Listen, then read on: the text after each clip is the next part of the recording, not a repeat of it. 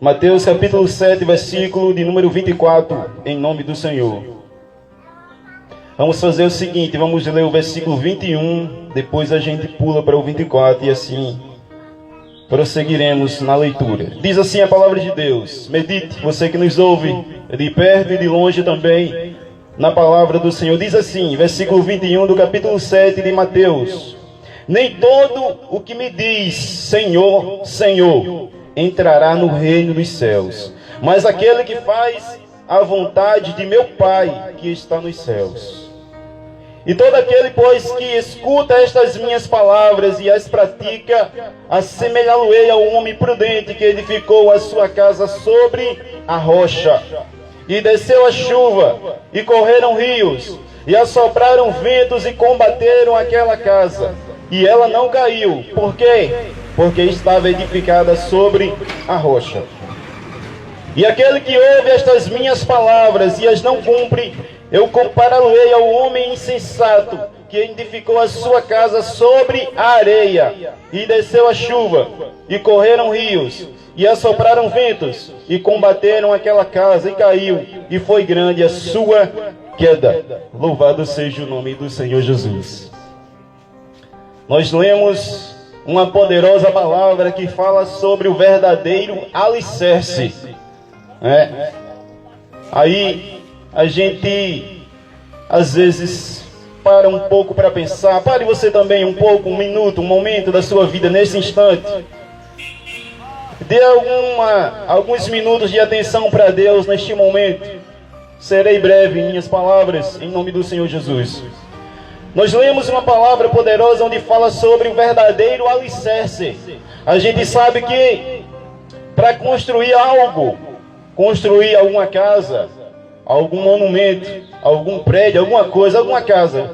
Aqui em nossa comunidade, nós, para a graça de Deus, para a glória de Deus, temos alguns pedreiros e eles sabem que temos também pessoas que são ajudantes e eles sabem também que para se construir uma casa, primeiro de tudo, antes de começar a construir, é necessário planejar. Planejamento. Vamos ali definir a planta da casa. Como é que ela vai ser? O quarto vai ser aqui, a cozinha vai ser acolá, a banheira aqui, sala ali e tal. Mas a gente sabe que está só no papel, no momento, né? Está só no papel, o plano, a planta da casa está só no papel. Agora vamos procurar as coisas que serão necessárias para construir uma casa. E para construir, a gente sabe que é necessário alguns materiais, tijolos, pedras, areia, cimento, barro. Mas existe algo que é principal em uma casa e que é necessário. E para que ela tenha um bom fundamento, é necessário ter essa coisa primordial, que é o alicerce.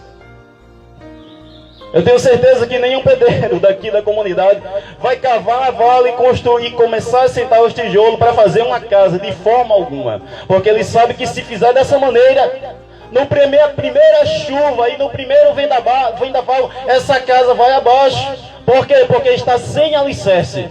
Está sem o necessário principal, que é o alicerce. E a gente sabe que para se construir um bom alicerce, é necessário colocar dentro daquela vala pedras. E ali encher, né, de toda aquela massa de cimento ali, fazendo a junção de uma com a outra. E ali, através da junção com uma com a outra, de uma com a outra, se torna uma única pedra, que é o principal em uma casa. E denominamos isso de o alicerce da casa. Sem isso, a casa não se mantém de pé por muito tempo. Porque no primeiro vento e na primeira chuva, essa casa vai abaixo. Por quê? Porque não tem um firmamento edificado sólido na casa, que é o alicerce.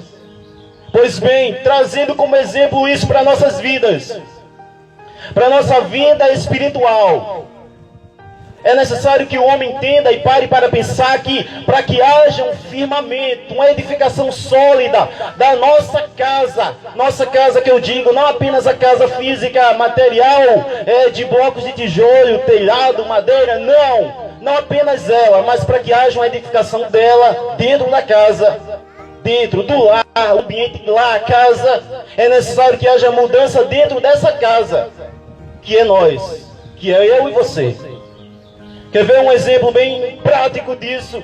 Se as pessoas que moram dentro da casa, dentro do edifício, da casa construída, não forem pessoas que busquem a Deus, que tenham algum sentimento por Deus, que procurem Deus, que procurem se alimentar de Deus de alguma forma, essa casa é uma casa bagunçada e vazia de Deus. Por quê? Porque ninguém que está morando nela tem o temor a Deus, tem um sentimento de busca por Deus, tem um sentimento de se alimentar de Deus. E a gente sabe que para que haja um verdadeiro alimento na vida de alguém, não apenas o físico, mas principalmente o espiritual, é necessário que essas pessoas tenham ouvido a voz de Deus, ou seja, a palavra de Deus, e através disso estarão se alimentando dela. Porque o nosso corpo físico, ele pede, ele grita todos os dias: quero comida, me dá comida, eu quero me alimentar, porque através disso a gente obtém forças para estar aqui de pé hoje, o nosso corpo. Mas também existe algo dentro de nós que é espiritual, a nossa alma, que precisa se alimentar também dia e noite, e esse alimento é através da sua palavra. A gente leu aqui, né, que bem-aventurados são aqueles que ouvem a sua palavra. E ele disse: aqueles que ouvem as minhas palavras e não as praticam, eu assemelho esse homem a tudo aquilo que eu falei anteriormente. A uma pessoa que cavou a vala em um determinado terreno, começou a sentar os tijolos, mas não fez o principal, que é o alicerce, que é a palavra de Deus. E você possa entender isso nesta manhã. Só existe verdadeira edificação e uma sólida edificação da vida do homem aqui na terra é somente através da sua palavra.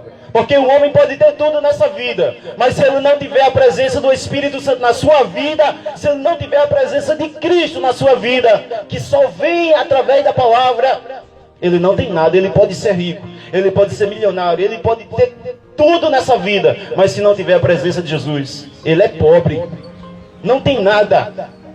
Porque de que adianta, como disse Jesus Cristo, o homem ganhar todas as coisas neste mundo, ter tudo nesse mundo, mas não tiver o principal, que é Ele, que é a presença dele na vida dessa pessoa. Então esse homem é pobre, é cego e é nu, como diz o livro de Apocalipse, porque não conhece a Deus. Não conhece. Por isso, queridos amigos, nós não estamos hoje aqui, não, isso é, a gente nunca pensa nisso, para aparecer para alguém, ou não dessa forma, não, nós estamos aqui para mostrar a realidade, a verdade, através da sua palavra, e que tudo que estamos dizendo e falando aqui, é simplesmente tão somente para que você ouça a voz de Deus, e dê crédito a ela, e se converta ao Senhor, que é misericordioso em perdoar, em dar graça, e recebei. Vinde a mim todos vós, cansados e abatidos e oprimidos, que eu vos aliviarei, disse Jesus. E todo aquele que vem a mim, de maneira nenhuma eu o lançarei fora. Não, ele não te despreza, você pode vir do jeito que você está. Não se preocupe em alguém dizer: eu sou pecador demais, ele é pecador demais. Não serve para isso, não. Quem foi que disse isso? Jesus disse que você serve sim, lá na cruz do Calvário. Ele te ama, meu filho. Entenda isso. Louvado seja o nome do Senhor. Foi só uma...